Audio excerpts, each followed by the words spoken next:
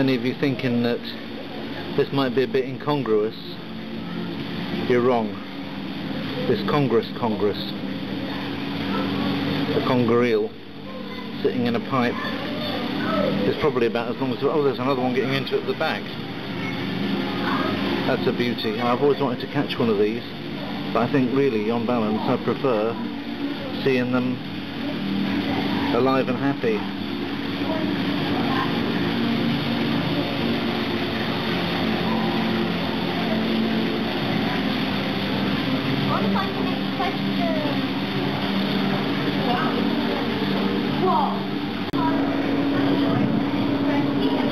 That's the upside down jellyfish, also known as Cassiopeia andromeda.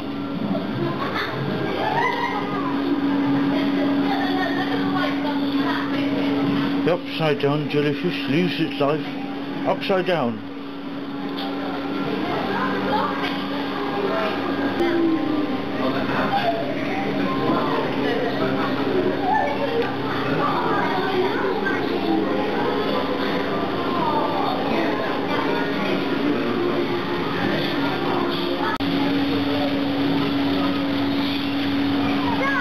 This is probably a tad short of oxygen, this exhibit, because you've got some fish gulping at the surface, including that ray over there.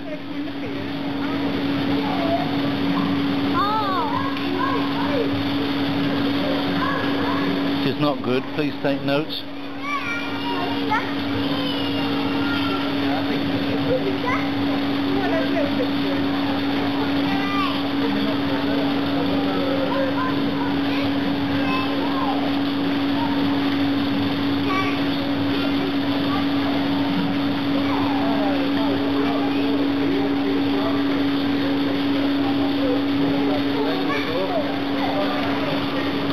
You do get some flatfish semi-camouflaged and rays on the floor of the sea. Oh, we're going to get the penguin feeding. There we are. Adoption. I'm available for adoption. We can take it home with us. Yeah. How about that? You'd like that, wouldn't you? Here. We can have it adopted. You want to take it home with you, do you? Yeah. Okay. There you go.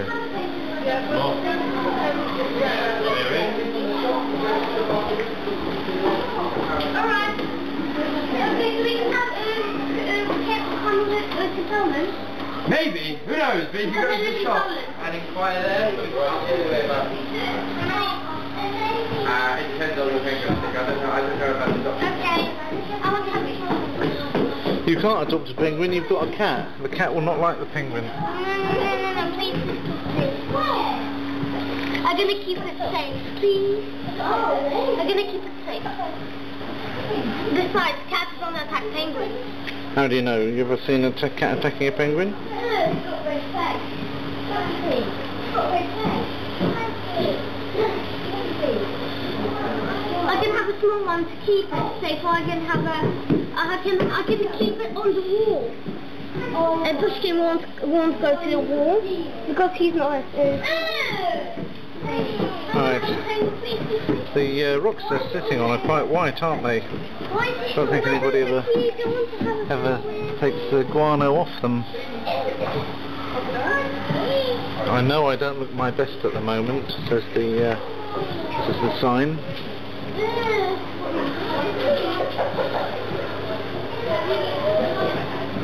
We get very grumpy and we don't want to swim when we're molting our feathers, it says.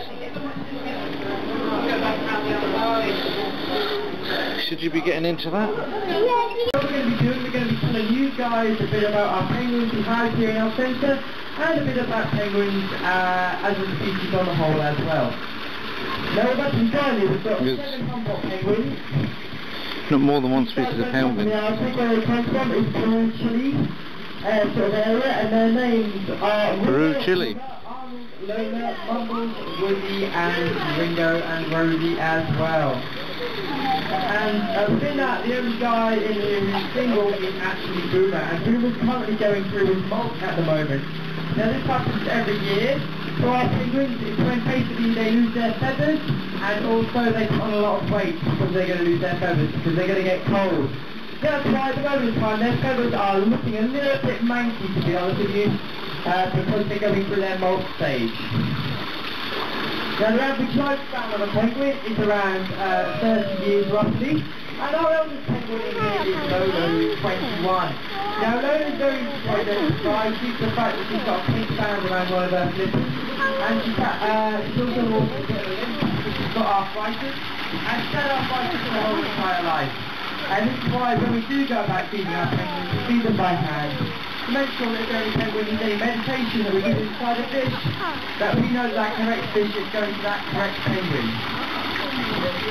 Unfortunately though, there are a few threats facing towards the penguins. The main threat towards them really is, believe it or not, farmers. Farmers go into penguin territory to bag up all the penguin poo, called guano. And as they bag up all the guano, basically what they do is they actually end up scaring the penguins, and the penguins get so freaked out they run away. As they run away, they do end up clutching their own eggs and killing their own unborn babies for that year, sadly enough. Luckily, no action has taken place against this. The government in Chile have built a majorly tall pent-up by concrete walls to leave the penguins alone. They've got enough of their prey to this through natural disasters. On a final note though, it's worth mentioning how penguins cannot fly. Now penguins basically cannot fly for many reasons. The first reason is their set of feathers, they've got the wrong type of feathers. Secondly is their shape, and thirdly, the most importantly, is their bones. Penguins have got heavy bones like ours, where normally bird bones are actually hollow to help them fly to the top on top of the water. As the penguins have got heavy bones, when they go into the water, what they do is they actually sink like a brick, which is fantastic for the penguins. It means that basically what they do is get a bonus and help them as well. So apart from that, ladies and gentlemen, boys and girls, thanks for coming along to our little penguin talk this afternoon, and enjoy the rest of your day. Window! Side!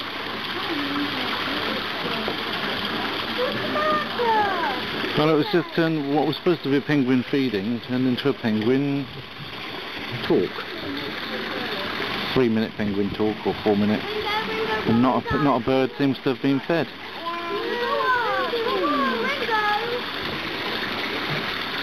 Bit strange.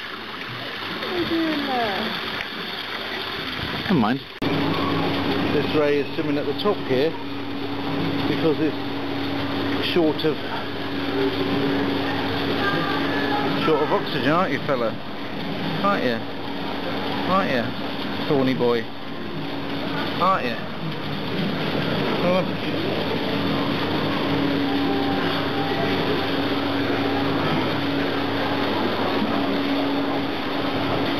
Sushi smell now on my finger. Right, what we got here? Triggerfishes, I love them.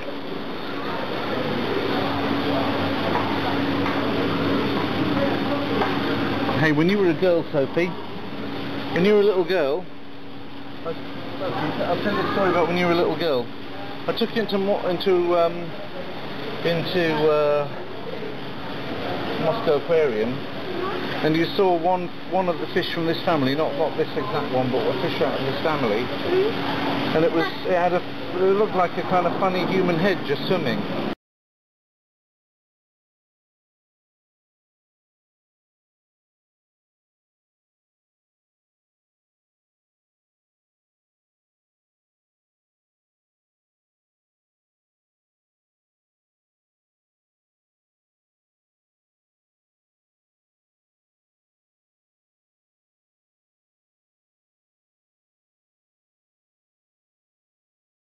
And you didn't want to go anywhere near it, you were frightened, you wouldn't come anywhere near it, you started crying. So there we go. And here we are with the little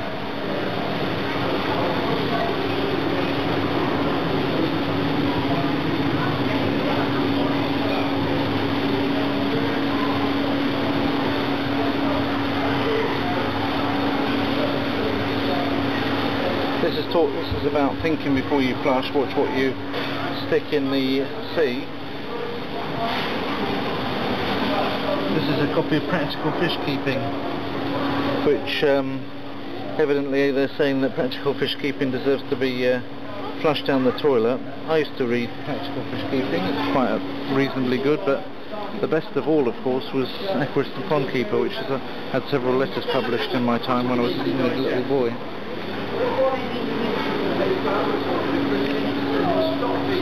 You'll walk away from this stomach and you'll come back about. This is where they get with a brand new stomach. You can do it.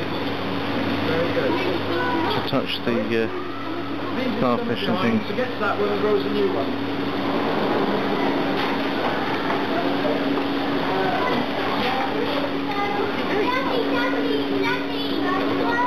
Was that right?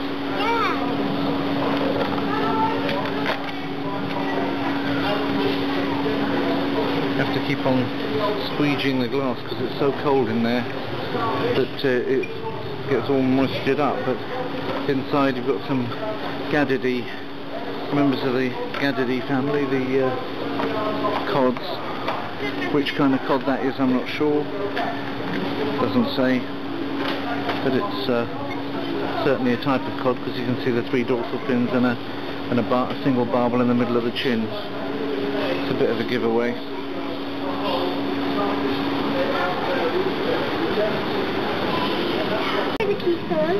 Yeah, this is the archer fish. They took Sophie's echolator. You did the film with us earlier on. They're in with some Schuberti barbs. Oh yeah. Down the bottom there. Of course, they're in one of these two-way tanks. Oh, and interestingly, yeah, well, I'll get to that. Yes, I know, but this is an Anableps anableps. What's a crocodile when compared to the interest of an Anableps which is got called the 4-eyed fish. Because he's above the above. I'll get to the crocodile. This is more interesting actually. Look, this is a fish with 4 eyes, 2 that see above, and 2 that see below the water. I might even get focused in on it. It's a bit of a challenge, isn't it? No, you can't, it's the wrong angle for it. There's only one. If it was a little bit further away from the corner, it would be easier to deal with. Yeah, okay. That's the funny thing that Right, I'm going to get into this one way or another. That's an Anableps. Okay? Right, crocodile. Okay, so you're next to a crocodile. Look who's looking at you intently. No, he wasn't looking at me. I was looking at another turtle. He was looking at his son there. Look, he's looking at me. You can't reach in above the glass though, because there's another piece of glass over it. It's only a little crocodile. A baby. Yeah. Oh look, it's a bulbul. I don't know what's in this one. Well, that is...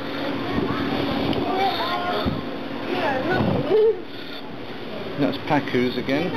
I want my own pacu. There's another crocodile there. Come on, Another crocodile. Yeah, it's not a very big one, they're just small ones. Yeah, there's a baby. That's baby. Yeah, we can see bigger crocodiles than that in most zoos. Certainly in if you go to Prague Zoo, you'll see some nice gavials. They're the blind cavefish again.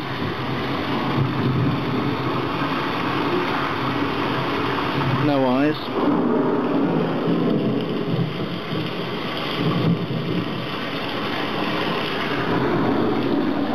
These are pretty common aquarium fishes. Neons, harlequins.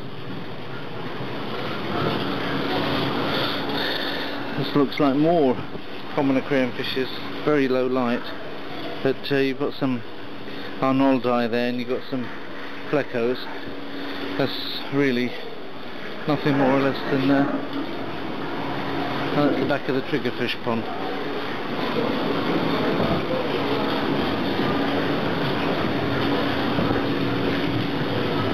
Ah, there's a clown loach.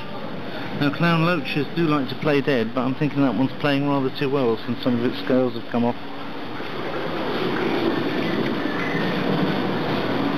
There's Pterois volitans again.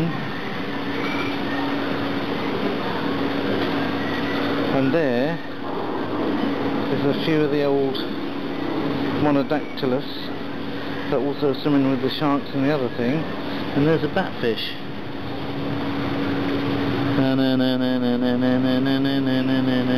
Batfish.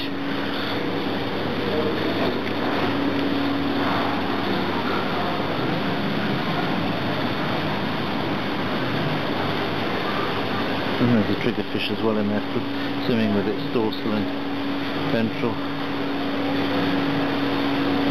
It's nice to see them from above. I must admit, I do like watching fishes from above because it's a natural angle for somebody to watch them at. And you normally in aquariums see them more through the glass, but here you've got the impression that you've got no glass between you, just the meniscus, as it were. I've often thought to myself that in heaven, human beings and fish probably be able to share the same element, and that they'll be swimming around next to us and we'll be flying, and they'll be swimming and we'll be flying in the same beautiful element. And that the aquarium fishes that we had when we were on Earth, they'll come and see us. They'll forgive us if we didn't treat them exactly well, but it will be embarrassing for us, so it's much better to treat your aquarium fish as well, and then when you see them again in heaven floating by, they'll come and see you more willingly and more regularly.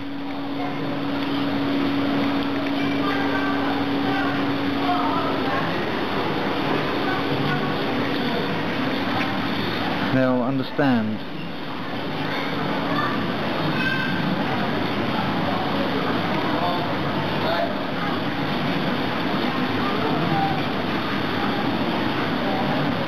There's more in a fish than people think, you know.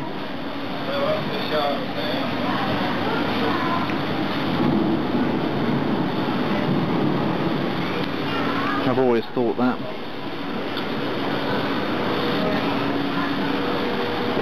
And if you haven't been too good to them, they'll bring their mates around. This one in particular.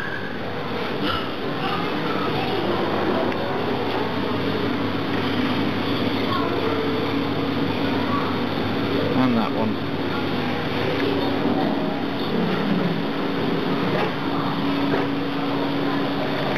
There's your porcupine fish. It can puff right up when it's not happy.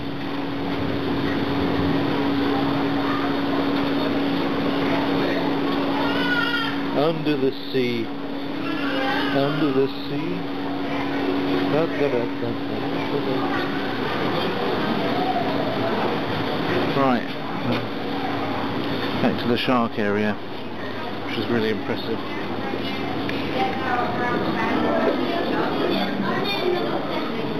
They are in love with each other, yes, they do pair with each other. And Romeo and Juliet only have about 3 foot long, but they are quite shy, so you might not. And then you might.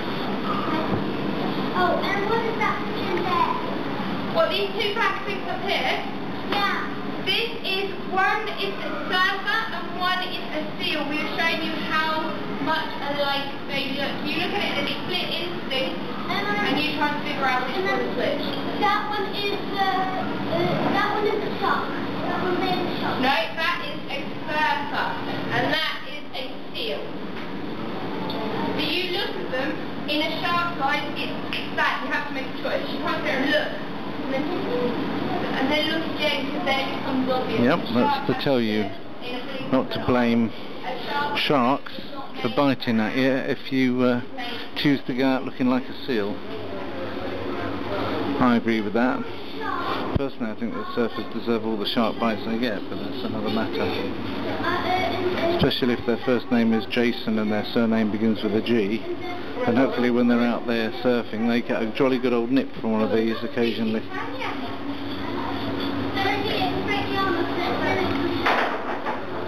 Great Yarmouth, you can take here behind me in the so you can get tropical species in the Great Barrier Reef. I love these. I love this tank. It's fantastic. and point it at me. It's filming now, you don't need to press any buttons. I'm just going to show myself next to these beautiful... Actually, you know what I'll do?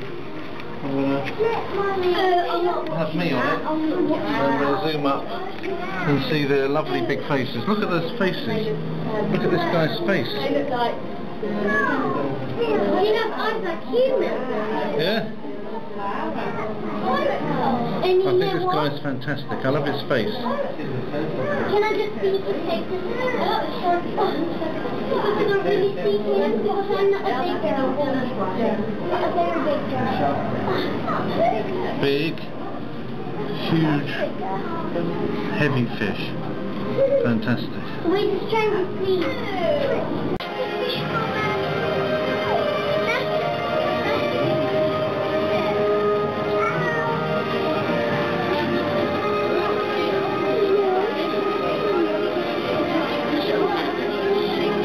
That's a royal gamma.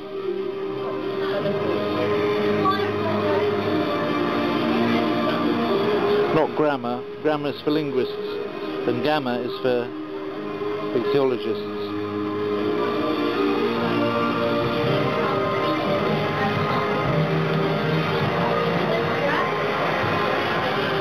That's a filefish, isn't it? A yellow tang.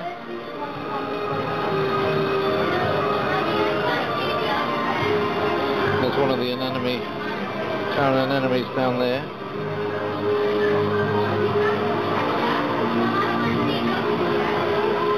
Looking after his symbiotic host. And that's one of the most colourful and exotic of the lot.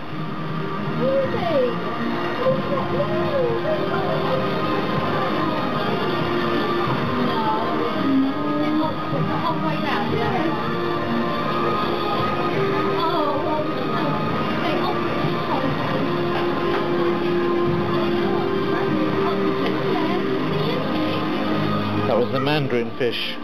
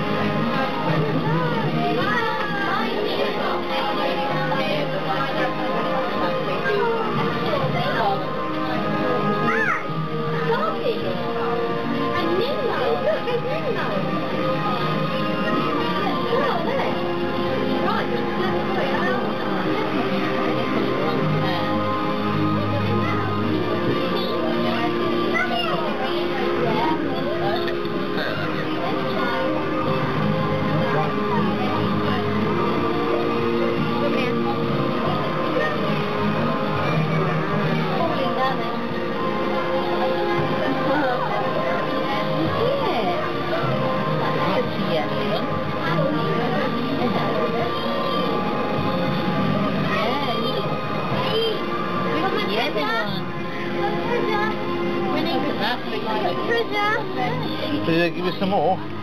Very good, give it to me. It wasn't the same woman. Okay, well done, well done. That woman was black skin, and that one was a bit like my skin. Okay.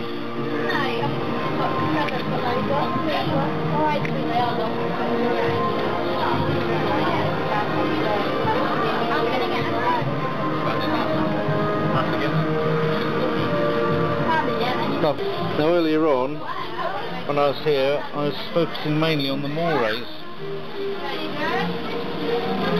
But also I saw a plotosis cat in here, and I do like plotosis cats. They're actually extremely poisonous.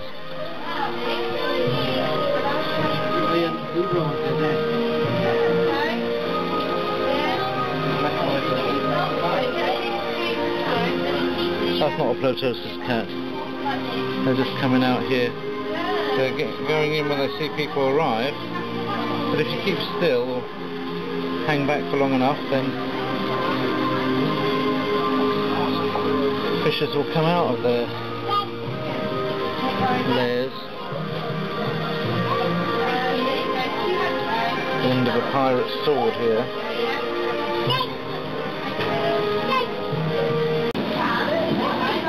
This is not very well lit, but then they don't want you to flash it because these seahorses, they don't like they like too much light apparently, and they're breeding them. So that'd be nice. They've got a breeding project on.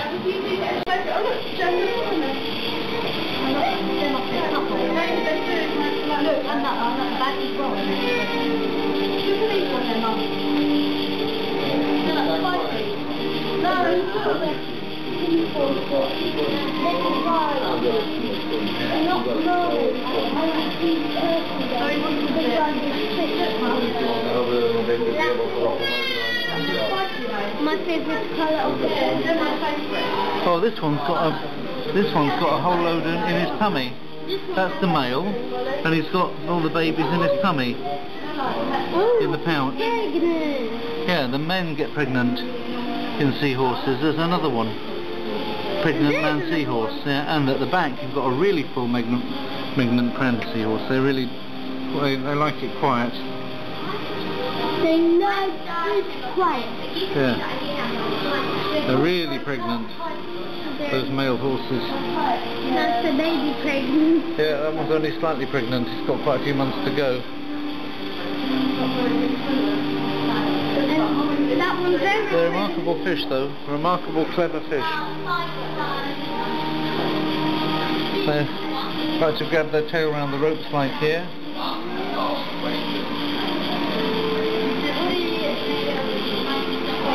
Here we got a very long. That's a pipefish.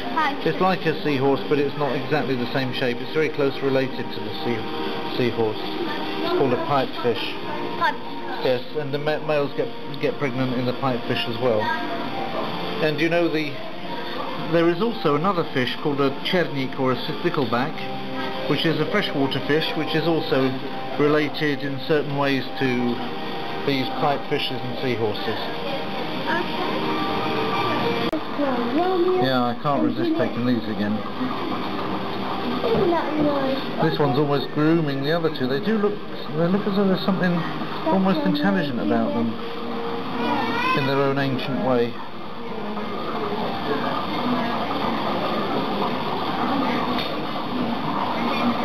It gives you a very different perspective on elasmobranchs when you see them like this in front of you. Seriously, it is almost grooming those other two. Very social behaviour.